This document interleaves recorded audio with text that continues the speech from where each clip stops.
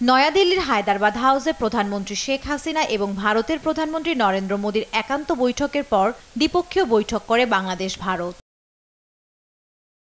বৈঠক শেষে রেল সংযোগ সম্প্রসারণ, ডিজিটাল অংশীদারিত্ব, সবুজ অংশীদারিত্ব, সুনীল অর্থনীতি সহ 10টি সমঝোতা স্মারক সই করে দুদেশ।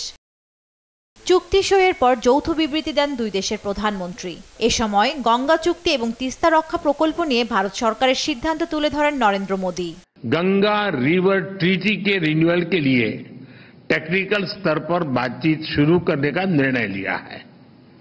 बांग्लादेश में तीस्ता नदी के संरक्षण एवं प्रबंधन पर बातचीत के लिए शीघ्र ही एक टेक्निकल टीम বাংলাদেশ का दौरा करेगी। সিরাজগঞ্জে কন্টেইনার ডিপো নির্মাণে সহায়তার কথা জানিয়ে তিনি বলেন, যোগাযোগ, বাণিজ্য এবং সমন্বয়কে গুরুত্ব দিচ্ছে ভারত বাংলাদেশ। সীমান্তে শান্তি নিশ্চিতের আশ্বাসও দেন মোদি।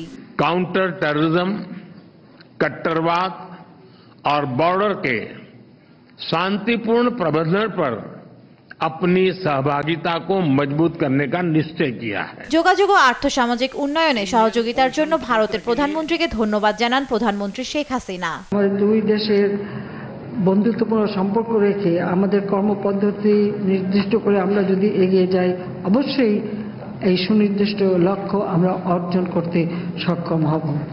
টেকসই ভবিষ্যৎ নিশ্চিতে দুদেশের অভিন্ন অবস্থানের কথাও জানান তিনি। ডিজিটাল অংশীদারিত্ব, We agreed to have a shared vision for digital partnership and green partnership for a sustainable future.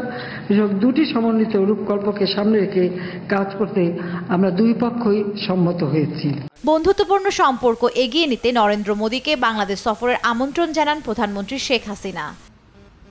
জান্নাতুল মোহনা, দেশ টিভি, ঢাকা।